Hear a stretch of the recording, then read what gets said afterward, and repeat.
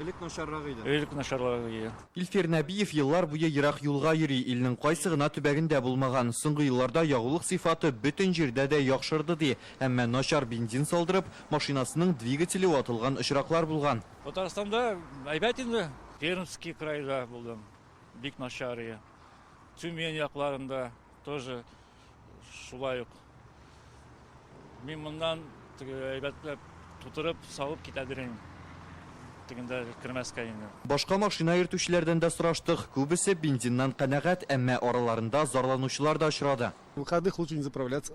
Мин ял көннәрендә ягулык салмаска тырышам, чөнки ул вакытта анда башка матдәләр дә кушалар дип ишеткәнем бар. Ишеткәнем бар, но минем тут свой проблем булмады. Шуны шул именно бензин белән. Трассаны лучше шикелле. Кырымна рахатлы, рәхәтле җирим.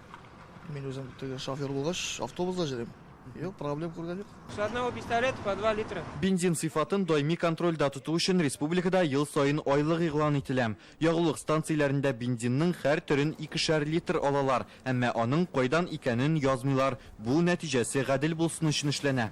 Ягулык станцияләрендә алынган үрнәкләрне шунда ук лабораториягә алып киләләр, һәм инде аларны монда төрле күрсәткечләрдә менә шушы җайланмаларда бәялиләр.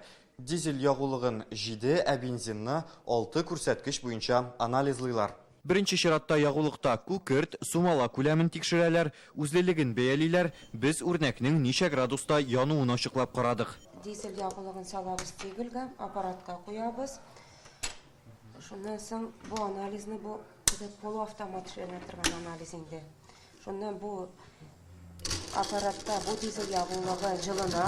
Инде менә карыйбыз 26 градуста.